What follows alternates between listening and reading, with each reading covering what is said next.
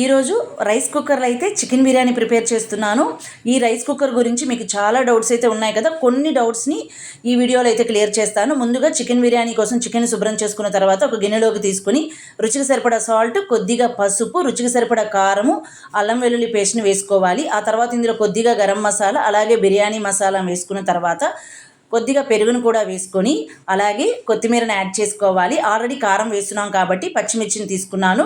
పచ్చిమిర్చిని కొద్దిగా తీసుకుంటే సరిపోతుంది. పచ్చిమిర్చి కాట్లు పెట్టుకుని దాన్ని కూడా వేసుకున్న తర్వాత నిమ్మరసాన్ని కూడా యాడ్ చేసుకుని అన్నీ బాగా కలిసేలా కలుపుకొని కొద్దిగా ఆయిల్ని కూడా వేసుకొని దీన్ని పక్కన పెట్టుకొని 10 నుంచి 15 నిమిషాల పాటు అలాగే వదిలేయండి. ఆ తర్వాత బియ్యాన్ని కూడా నానబెట్టుకున్నాను. ఈరోజు నేను బిర్యానీ అయితే నార్మల్ రైస్తో ప్రిపేర్ చేస్తున్నాను. ఇప్పుడు స్టవ్ మీద ప్యాన్ పెట్టుకొని ఆయిల్ని వేసుకొని ఇక్కడ నేను బ్రౌన్ ఆనియన్స్ని అయితే ప్రిపేర్ చేసి దాన్ని పక్కన పెట్టుకున్నాను.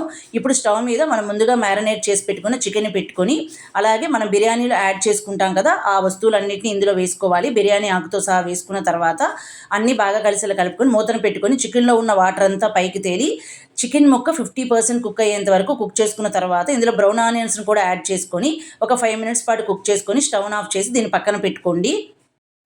ఇప్పుడు రైస్ కుక్కర్ని తీసుకొని అందులో చికెన్ ముక్కలను యాడ్ చేసుకోవాలి. చికెన్లో ఉన్న వాటర్ని యాడ్ చేసుకోవద్దు. చికెన్ యాడ్ చేసుకున్న తర్వాత ముందుగా నానబెట్టుకున్న బియ్యాన్ని కూడా యాడ్ చేసుకోవాలి. యాడ్ చేసుకున్న తర్వాత నేను ఇక్కడ చూపించే గ్లాస్తో 3 గ్లాసుల బియ్యాన్ని తీసుకున్నాను. ఒక గ్లాస్కి 2 గ్లాసులు చొప్పున వాటర్ని యాడ్ చేయాలి. ఇక్కడ నేను చికెన్లో ఉన్న వాటర్ 1 గ్లాస్ వచ్చిందనమాట. రిమైనింగ్ అయితే 5 గ్లాసెస్ వాటర్ని యాడ్ చేశాను. టోటల్గా 6 గ్లాసెస్ వాటర్ని యాడ్ చేసుకున్న తర్వాత ఒకసారి బాగా కలుపుకొని ఉప్పు కారాన్ని చెక్ చేసుకొని ఇందులో రుచికి తగ్గట్లుగా అడ్జస్ట్ చేసుకోవాలన్నమాట. ఉప్పు కొద్దిగా ఎక్కువగా ఉండేటట్లే చూసుకోవాలి.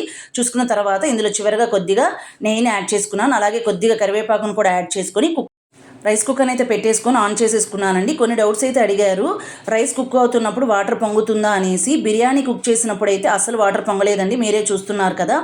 అలాగే ప్లేట్ అడుగున రైస్ ఏదైనా ఉంటుందా అని అడుగుతున్నారు. ఖచ్చితంగా కొద్దిగా రైస్ అయితే ఉంటుందండి. అలాగే ప్లేట్ అడుగున కొద్దిగా మాడినట్లుగా అవుతుందా అని అడిగారు. కొద్దిగా మాడినట్లుగా కూడా అవుతుందండి. మీకు ఇంకేదైనా డౌట్స్ ఉంటే ఈ వీడియో కింద కామెంట్ చేయండి. నెక్స్ట్ రైస్ కుక్కర్లో రైస్ ప్రిపేర్ చేసినప్పుడు ఖచ్చితంగా క్లియర్ చేస్తాను. Thanks for watching. వీడియోని ఖచ్చితంగా లైక్ చేయండి. మీరు కొత్తగా చూస్తున్నట్లయితే సబ్స్క్రైబ్ చేసుకోండి.